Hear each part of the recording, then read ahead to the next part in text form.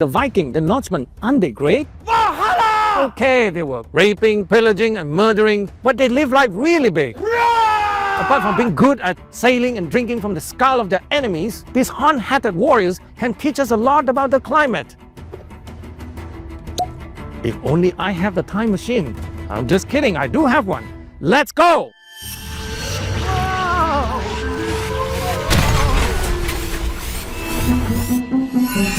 Whoa! I come back. It's 985 AD. Look at those Vikings over there. They don't seem to be pillaging, raping and murdering. Maybe they're resting or working from home. It looks like they're farming. But hang on, according to my calculation, I'm not in Sweden.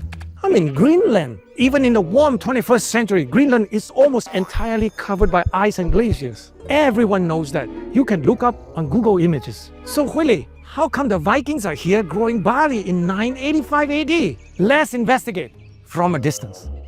That's more like it. Viking longboat. Those guys love to get around. Obviously, they went south to get some vitamin D.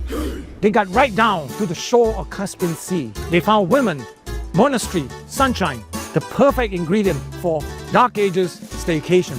But why northwest to Greenland? The story starts with my pal, Eric the Red. Eric the Red is known for having A, red hair, and B, the big bad temper. Unfortunately, his wife became a Christian and unwilling to sleep with him because he's a pagan.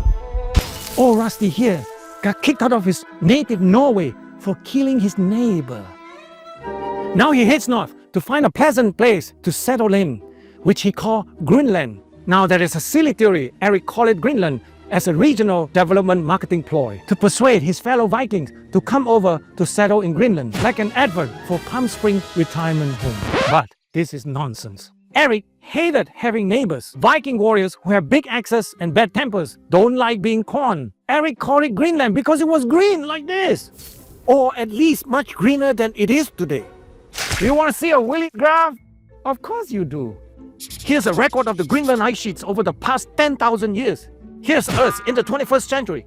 Very, very icy. Back in Eric's day, there was so much less ice in Greenland. And before that, even less. Lucky old Eric. And wasn't just warmer up in the Arctic. Here's Antarctic temperature for the past 2,500 years.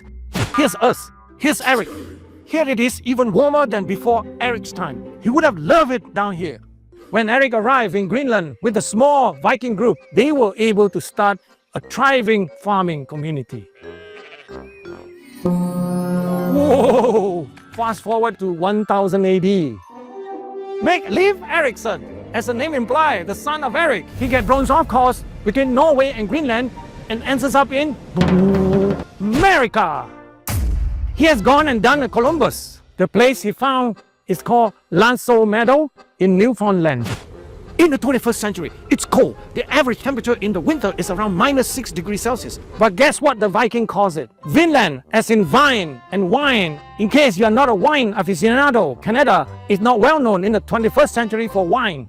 In fact, to make decent wine, you need temperature to reach 25 to 32 degrees Celsius. In the modern era, the highest temperature here at the height of summer don't get much above 16 degrees. That's why there are 21 craft breweries and 0 vineyard today. The Viking hung around drinking wine in their Canadian paradise on and off for 20 years. But then they got kicked out by the natives. Having found America, later generation of Norsemen could go back and settle in bigger numbers and enjoy more yummy wine. But they didn't. You know why not? Let's go 400 years forward to find out. Wow. Ooh, it's a lot colder now. The medieval warm period has come to an end. The world is getting colder. We are now in the period called the Little Ice Age. The Little Ice Age has done what no human can do. It has beaten back the Vikings. Colder weather makes travel between Europe and America difficult, clogging the route with ice and ice storm. The Little Ice Age has made farming nearly impossible, never mind feeding the cattle. Back in Greenland, the same is true. No settlers managed to survive there past the 1400s, poor weather driving them back to Norway. Much like anyone who dared to live next to Eric the Red, the Viking has come to a nasty end. So Willie, what does this tell us about climate change? It takes a double-headed axe to argue the current warm period is unusually warm or unprecedented. You want to see another Willie graph? Of course you do. Here's summer temperatures in Greenland for the past 10,000 years. Here's Earth in the 21st century. Greenland was warmer for almost all the last 10,000 years, and that warmth allowed civilization to thrive. If you call the Vikings civilized, ask yourself, what's worse, looking out your window seeing it warmer or getting cold? Or looking out the window seeing Eric the Red moving next door? Ooh, what do you think of that? Leave me a comment.